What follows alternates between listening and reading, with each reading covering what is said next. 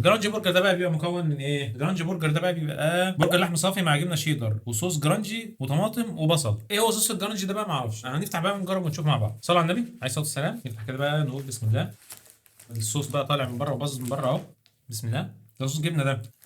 افتح كده بقى من جوه كده بسم الله. ده حاطين هنا عليه من جوه خس وبصل، بس كده كده معانا بره يعني هنحطه تاني. في ريحه غريبه كده، في ريحه كده مختلفه عن التانيين. ايه هو صوص الجرانجي ده؟ مش عارف، بس الصوصات ده مليان صوص عن التاني. في هنا طماطم وبصل اهو كمان. نفتح بقى. انا طبعا بحب البصل فهزود بصل وطماطم وخس، يعني نزود من كله يعني. صلوا على النبي عليه الصلاه والسلام. افتح يا عم. هو ليه الحاجات بتاعتهم بتبقى صعبه الفتح كده ليه؟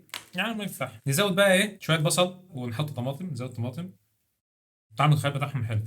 وزود خس. وحط خيار مخلل. الله ينور. ادي كده شكل البرجر بعد ما قفلناه. وزي ما قلنا برضو هنا قطعه البرجر مالي السندوتش كله، مش صغننه يعني عشان العرض وكده. ادي كده شكل البرجر بعد ما قفلناه. دوق بقى نقول بسم الله. مم. طعمه حلو وجميل. طعمه حلو قوي بسم الله ما شاء الله. واضح كده ان صوص الجرانج ده تقريبا كده حاجه شبه الجبنه. طعمه رايح للجبنه قوي، مختلف حاجه بسيطه عن الاولد سكول. فهو كبرجر يعتبر برضه ايه قريب كده للبرجر الكلاسيك بالنسبه للسعر داخل العرض. بس ما شاء الله يعتبر سعره حلو وجميل. صل على محمد، صل على محمد، صل على محمد، صل على محمد، صل على محمد، صل على